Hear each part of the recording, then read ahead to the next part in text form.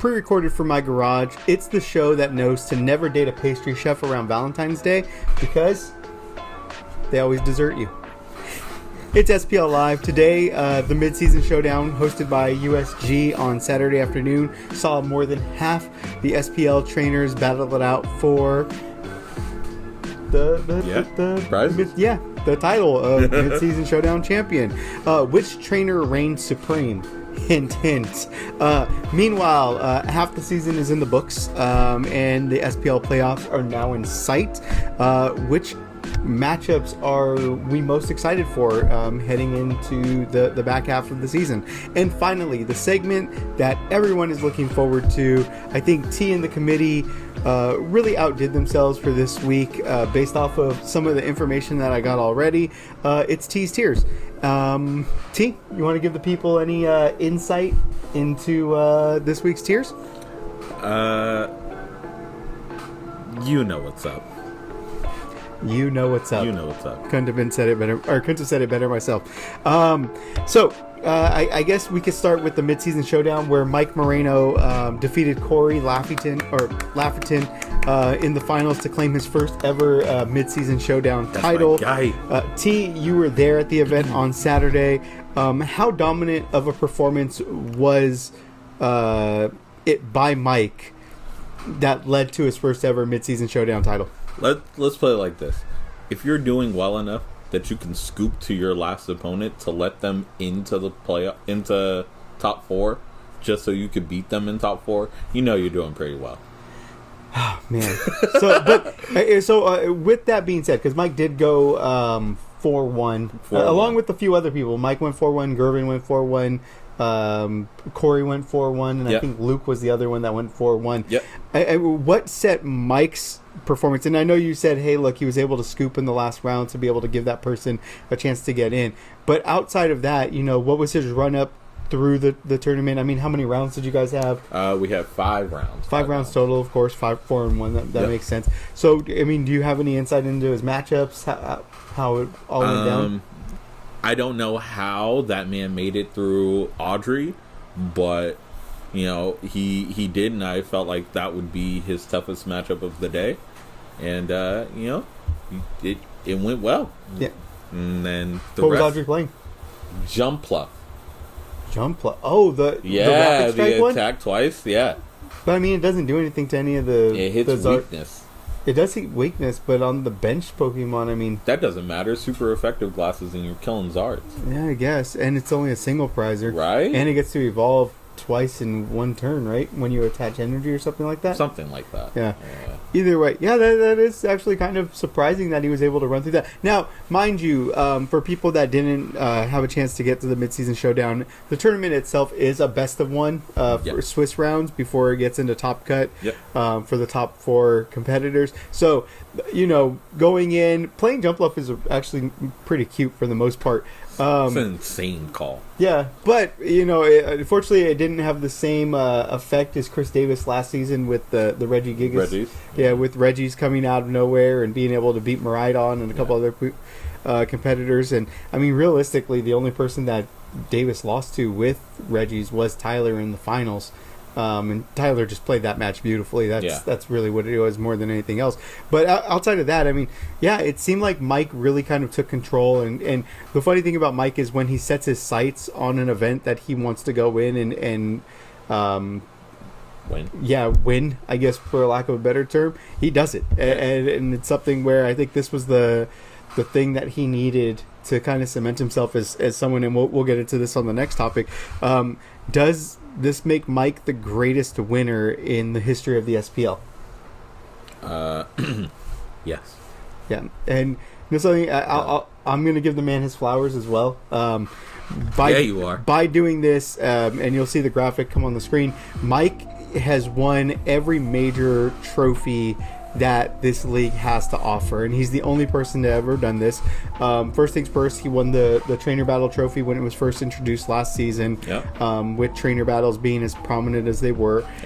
Then he wound up winning the Mid-Season Showdown this season, So that checks that box off. And then from there in season 2, he was able to win points and the Points Cup championship along with the SPL championship. So Mike has run the gauntlet. He's done everything, and I would tend to agree. I mean, I don't necessarily always like the way that Mike does it, and not be it that he's bad. He seems to be the one that, like the Chiefs, similar to this year in the NFL. he's limping through the regular season, doing just enough to stay relevant and keep himself in a position where he's going to be competitive. Yet for some reason, when it comes down to it, you could never count the man out, regardless of where he is, and that's something where you tip your hat to him. And I'm just saying, I don't know if it's going to be the same for this season as it was in season 2. Last season, we saw him lose pretty early in the playoffs. Yeah. But I guess, you know him better than anybody. What on top of the winning, though, every single major award that we have outside of Trainer of the Year and some of the more, decorative awards that he can win, what cemented it for you? I think it was over the moment he won Points Cup and the SPL trophy. Yeah, I think that at that point it was like there's nothing this man can't do. You know what I mean? Fair enough. But I mean, and this is the thing. You have other people like Chris Davis, who's a 2-time Cup winner, and unfortunately both times in the championship round he lost. Really heartbreaking losses. He lost to Henry season 1, Henry Thompson, which was one of the better runs for Henry, which was really, really cool. And then season 3, Chris Davis comes back, and it's his Vengeance tour, and he does amazing things. I mean, the man, both seasons that he's played, has come in and just wrecked shop, winning Points Cup, and it wasn't necessarily the closest thing in the world either in either one. And unfortunately, being able to make it to the championship, I give a lot of credit to Mike, but I don't think is as far the gap for the top people, which I think we have to include Chris Davis in this. Is as far as, I mean, Chris Davis has the trainer of the, or most valuable trainer of the year award, which was introduced last season, but he has one of those to his name already. He has 2 Points Cups, and yes, Mike has won one of everything. But I would Chris also has a Mid-Season Showdown. Yeah, and Chris also has a Mid-Season Showdown win. I mean, the only thing that he's missing right now would be the Trainer Battle Cup and the ring, the Trophy Cup. So I feel like and this is the funny thing, every season that Chris has played in SPL, he's been in the championship. Yeah. There hasn't been a time where he hasn't done that. So if he decides to come back during the Summer League this year, expect Chris to do really well and expect his name to be in the finals, because that's what history dictates. So I am going to give Mike the slight edge right now, but I believe that if Chris Davis comes back and wins a championship, based off of his body of work, I'm going to have to give it to Chris. Just wait till I come back. That's so, like I said, when Chris Davis comes back, that's going to be it. Now, moving from there, another person who has had a really good history of doing well in SPL, but seems to always come up short, is Corey. Corey, once again, falls short for the second time in back-to-back seasons in the Mid-Season Showdown. How does this loss impact Corey for the remainder of the season? I don't think it'll impact him too hard. Yes, it sucks getting second twice.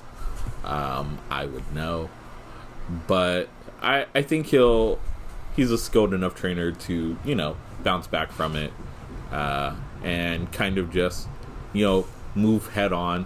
And I can see him at least making the push to make playoffs, especially because he already has, like, what was he, like 3 weeks behind? Yeah. So with everybody's drop off. Yeah, with everybody's drop off, and he gets some trainer battles in there. I see him making a deep push. And see, that's the funny thing is, I don't necessarily think that this is going to derail him from what he's able to accomplish this season.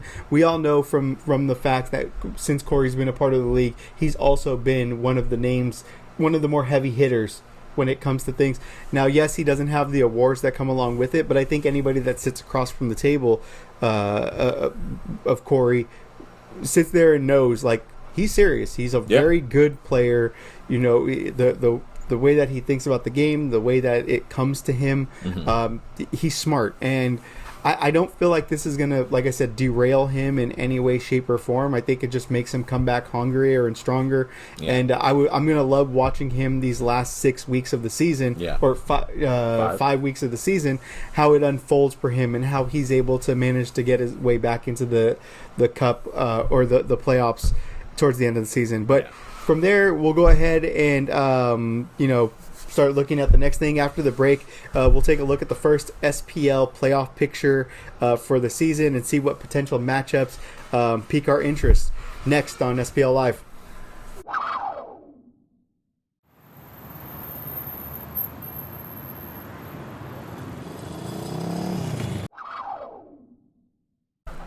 Welcome back to the show. Now, for those of you who are new to the league, the SPL Playoffs is a tournament for the top 14 trainers in points at the end of the season. That's held at the end of the season, 2 weeks after the end of the season to be exact.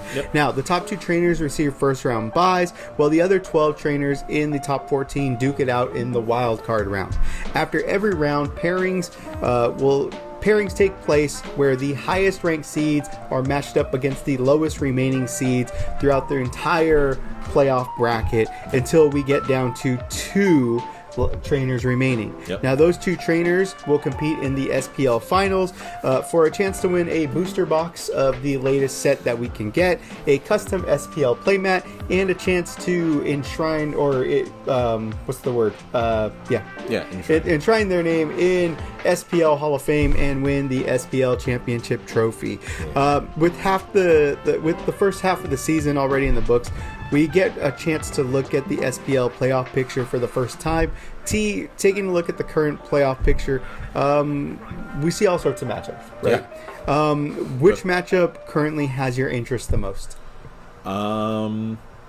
Currently has the most interest for me, obviously, is going to be 6 and 11 with Cody Bishop and Emmanuel Cruz, aka Tina Boys. We steady mobbing.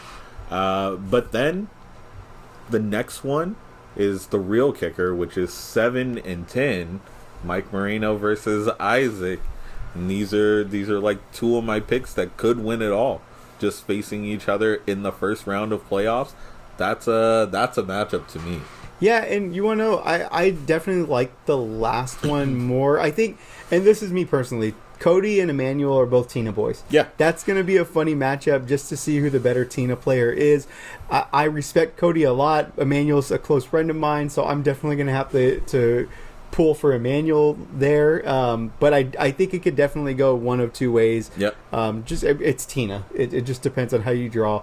You get that first Colress and you see 5 energies, and then you kind of just go game 2. But I think the one that piques my interest the most is actually David Gervin sitting at 5th versus Francis Batista sitting at 12th. Really? The main reason being is David Gervin is one of the more consistent players. He's only lost 2 matches this entire season, coming after week 5, which was pretty devastating. It dropped him all the way down from being, I think, at 2nd place at the time down to 5th. So these past 2 weeks haven't necessarily been the nicest to David, but he's still a very, very solid player. Francis Batista, on the other hand, is a madman who plays mad decks, who is a wild card. If any of you have ever seen It's Always Sunny in Philadelphia, he is 100% Charlie, yelling wild card and jumping out, cutting the brakes of the van and jumping out the back.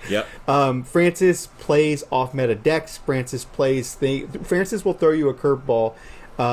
He's the typical guy that, when everybody is looking right, he's looking left. And I think that's where the intrigue in that matchup really comes into fruition. Is where is Francis' mindset going to be going in, and is David going to be accustomed to that? Now, David mostly plays at USG or Hammerhead, and realistically, they don't have too much deck variation there.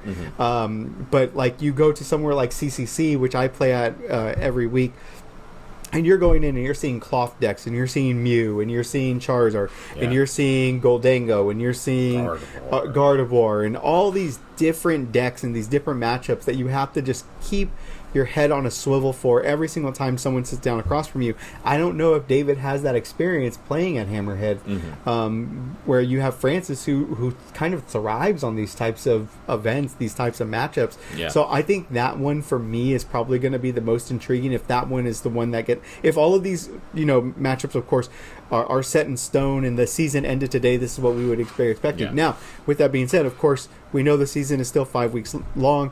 We know that there's still a lot of matches to be played within these next 5 weeks, so all of this stuff can change. But at this point, looking at the top 14, looking at what potential matchups there are going to be, there are a lot of players in here that can do a lot of damage to the unsuspecting person, and I'm really, really excited about that. What trainer would you say out of the Elite 14 right now are you most worried about heading in, whether it be, deck choice, skill level, inexperience in playing in a tournament like this where they're going for it all? Who on that list of 14 do you feel the least confident in? The least confident in? Yep. I gotta, as well as he has been playing this season, I gotta give it to my boy Farnlocker. I knew it. Yeah. I don't like that. It's it's his first season. We're how many weeks in? 6? 6. So he's been playing the game for 7 weeks, 8 weeks in general.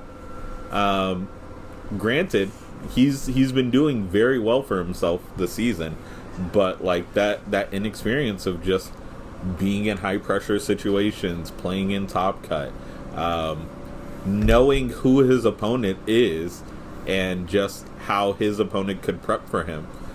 There are just so many cards against the inexperience for him. Okay, and look, I get the inexperience. And his opponent would be Audrey if the season today. I get that. Look, this is my thing. I get the inexperienced part, but Farnlocker has shown time and time again that he is up there with the best of them. His deck choices have been very solid. He's been very, very competitive, especially at CCC, which is probably one of the more competitive places to play at on a weekly basis. I have faith in Farnlocker, and I don't feel like that inexperience is necessarily going to be something that's going to cut him short. I feel like it could give him an edge against a lot of these more veteran players that may outthink themselves heading into the SPL playoffs. So I know Farnlocker is going to probably get into the comments, and he's very self-deprecating and very humble, and he's going to sit there and go, Anthony, shut up. That's not the case. But Farnlocker, I believe in you. I think you got what it takes to do some really crazy stuff. I'm not saying that you're going to win it all, but you're very, very good. Don't sell yourself short. I have faith. I have faith in the Farn. I agree. Yeah, so that's where I'm at. Now, are there any trainers that are not in the Elite 14, the top 14 right now, that you feel we need to keep an eye on heading into the second half of the season? As always, I am going to say both Will Hildebrandt and Andrew Saldana. Two solid ones. Those are two trainers that I expect to somehow find their way into the top 14. Another one to look out for me is where is he? Nick Gleason. There he is. Nick made a very, very good run at the Mid-Season Showdown. Had he beaten Luke in the final round, he could have made it, and that would have changed up the bracket a little bit. And certainly enough, Nick's a pretty good player, and I think Nick could make his way up there. He's sitting at 16th, so he's not too far out. So those are three trainers that I see being able to make their way in. Fair enough, and I definitely approve. I definitely like the Will Hildebrandt one. I mean, we all know Will is a very solid player. Yeah. I don't think he played this past week, which gives him his first, I think, drop week of the season. I think he went to Knoxville. Yeah. But with that being said, I mean, Will is somebody that we definitely expect to see in the Elite 14. It's going to be interesting to see who he knocks out with Vince, Terry, Francis, so many and some names. of them right on the cusp, which are all really, really solid players. Saldana had a really, really solid week. I think he was the only one to post 12 points this week, winning a trainer battle and getting 9 points at the Mid-Season Showdown. So I definitely feel like those are some really, really solid names. Someone that surprises me, not saying that they're going to be in the Elite 14 when it's all said and done, but that makes me kind of laugh that he's in the mix, and a lot of people probably don't expect it. Michael Lestrap. Mike, yeah, proud of you, man. I didn't know what to expect out of you coming into this season, but you are doing quite well. You are consistent, 34 points. For the most part, 11, 10, and 1. Yeah. You can't ask for much more consistency than that. But he's hanging in there. Even. Yeah, he's hanging in there. He's at 17th. He's tied in points with Will and Nick, and he's 1 point ahead of Andrew. So, not like I said, not saying that he's going to be the one.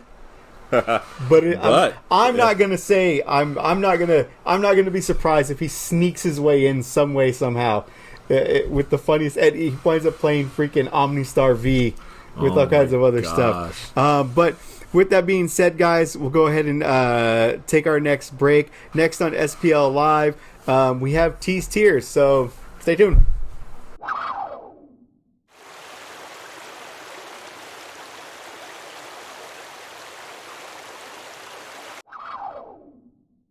Well, it's Wednesday at 10 o'clock at night, which means you're in for a good time. Late last night, while fearing for an upcoming mammogram, a select group of scholars, scientists, and presidential pet experts met for a secret viewing of Drake's Twitter video to argue and bicker and burn the candle at both ends to give us the best segment that we could still. It's time for T's Tiers. T, take it away. Thank you so much for that one. All right. This week, for the mythical trainers of SPL, we have our mythical Pokemon tier list. Let's just hop into it. In our Pecharunt tier, you already know what this means. If you hear Pecharunt, that means you are currently the runt of the litter. I'm sorry, I do not make the rules.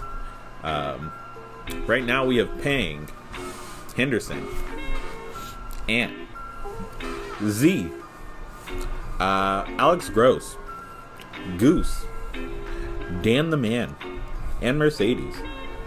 No explanation needed. The runt of the litter right now. Ant has to stay at a locals. Most of these people have to just show up to a locals. But neither of those things are happening. And that's where we are. Next, we have the Meloetta tier. These are the people that are kind of just moving, grooving. We know the melodious Meloetta. We only have 4. We got Zeke, Mr. Manager, Caitlin, Francis Matrillo, who returned to the Mid-Season Showdown. He did well. It's my guy, I'm telling you. And then Eli. Eli made a decent run over at Fire and Ice, I saw. And really proud of you, kid. Keep it up. Next, we have our Hoopa tier. Everybody knows Hoopa. 3 rings. This is middle of the pack. Great trainers. And they're climbing their way into top 14 right now. We have Nick, we have Emmanuel, Francis Bautista, Terry Smethurst, Vince Sandoval, and Michael Lestrade.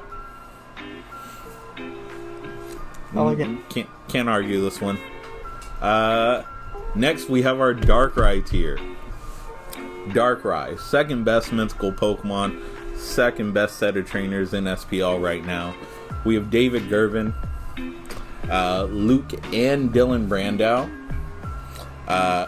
Cody Bishop, Alex Farnlocker, Corey Lafferton, and Andrew Saldana. Oh, I missed one. Andrew Saldana, and then Henry. Can't forget good old Henry. This is good set of trainers.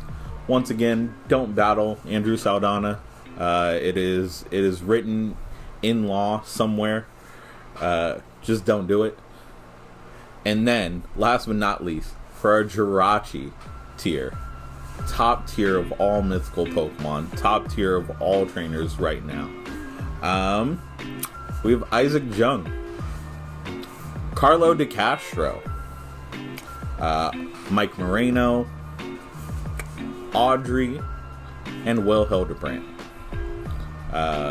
This is, like I said, the cream of the crop, the best of the best right now. And What do you think of the committee's decision? Okay, so I actually really think that this is probably your best list that you and the committee have put out so far this season. I think my only two that I would probably, I feel like still should be adjusted.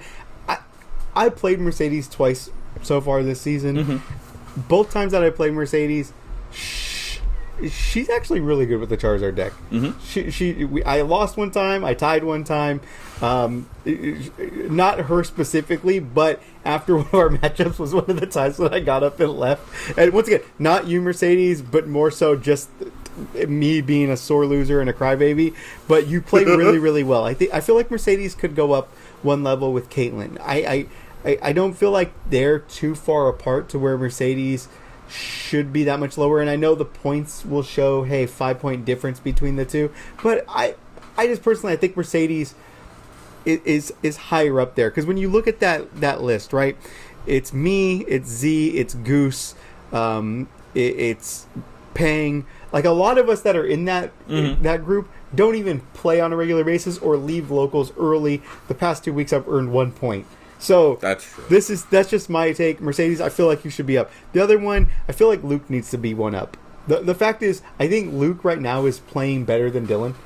I feel like Luke, did really, really well, proving his medal at the Mid-Season Showdown, being one of the top 4 as well. That's what I mean. This is the thing, and this is a controversial hot take right now. I feel like Fire and Ice doesn't have the most competitive scene, so they're getting. Yeah, this is a shot at everyone. They're getting a little bit of a bump in points. Henry goes 3-0 every week there.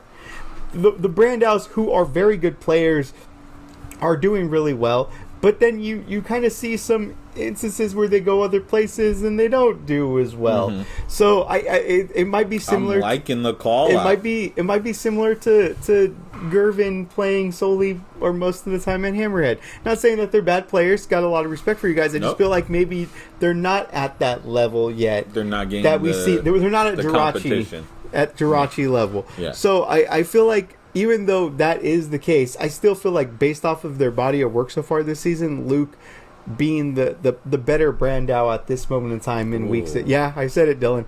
I feel like Luke needs to go up, and I know you disagree with that. I know you believe in Dylan way more than you do Luke. I do. I feel like Luke is there right now based off his body of work. We'll see what happens when we get into the playoffs, but those are my two things. The last thing I say is we need regulation. And, regulation, for anybody that doesn't know, is when you have a group of people or a team or whatever that underperforms, they get bumped down to the minors while the minor team gets bumped up to replace them. So kind of think of it like the G League and the NBA. If the G League champion replaced the worst team in the NBA, that's what I'm talking about. So other than that, I feel like the committee did pretty solid this past week. Man, I'm proud of you guys. Thank you. Yeah. Thank you. All right. So, other than that, guys, coming up next, we have T's Weekly Trainer Medals. Stay tuned.